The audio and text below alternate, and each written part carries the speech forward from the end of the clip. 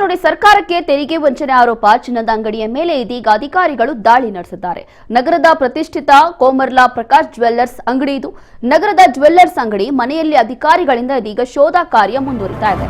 ಚಿಕ್ಕಬಳ್ಳಾಪುರ ಜಿಲ್ಲೆ ಚಿಂತಾಮಣಿ ನಗರದ ಕೋಮರ್ಲಾ ಅಂಗಡಿ ರಾತ್ರಿ 11 ಗಂಟೆವರೆಗೂ ಕೂಡ ಅಧಿಕಾರಿಗಳಿಂದ ಶೋಧ ಕಾರ್ಯ ನಡೆದಿದೆ.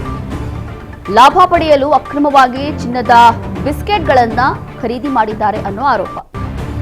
ತೆರಿಗೆ ವಂಚನೆ ಹಾಗೂ ದಾಖಲೆ ರಹಿತ ವಹಿವಾಟಿನ ಹಿನ್ನೆಲೆ ದಾಳಿ ನಡೆಸಲಾಗಿದೆ.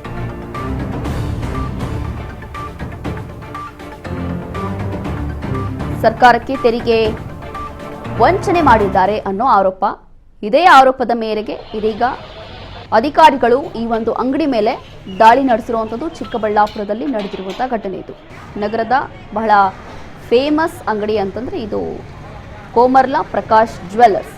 ಈ ಒಂದು ಅಂಗಡಿ ಮೇಲೆ ಇದೀಗ ಅಧಿಕಾರಿಗಳು ದಾಳಿ ನಡೆಸಿದ್ದಾರೆ. ಕಾರಣ ಏನು ಅಂತಂದ್ರೆ ಇಲ್ಲಿ ಲಾಭ ಪಡೆಯಲು ಅಕ್ರಮವಾಗಿ ಚಿನ್ನದ ಬಿಸ್ಕೆಟ್ಗಳನ್ನು ಖರೀದಿ ಮಾಡಿದ್ದಾರೆ ಅನ್ನೋ ಆರೋಪ ಕೇಳಿ ಬರ್ತಾ ಇದೆ. ಆದರೆ ಅದಕ್ಕೆ ಟ್ಯಾಕ್ಸ್ ಅನ್ನ ಪೇ ಮಾಡಬೇಕಾಗುತ್ತೆ ಗೌರ್ಮೆಂಟ್ಗೆ. ಆದರೆ ಇಲ್ಲಿ ಯಾವುದೇ ತೆರಿಗೆ ಇವರು ಪಾವತಿ ಮಾಡಲಿಲ್ಲ.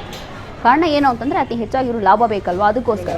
ಹಾಗಾಗಿ ಆವಾಗ ಇದೆಲ್ಲ ಮಾಹಿತಿ ಅಧಿಕಾರಿಗಳಿಗೆ ಸಿಕ್ತೋ ಕೂಡಲೇ ಹೋಗಿ ದಾಳಿಯನ್ನು ನಡೆಸಿದ್ದಾರೆ. ತೆರಿಗೆ ವಂಚನೆ ಹಾಗೂ ದಾಖಲೆ ರಹಿತ ಏನೆಲ್ಲ ನೀವು ವ್ಯಾಪಾರ ವಹಿವಾಟು ಮಾಡಿದ್ದೀರಾ ಅಂತೇಳಿ ಇದೀಗ ಪರಿಶೀಲನೆ ನಡೀತಾ ಇದೆ. ಈ ಹಿನ್ನೆಲೆ ಅಧಿಕಾರಿಗಳು ದಾಳಿ ನಡೆಸಿದ್ದಾರೆ.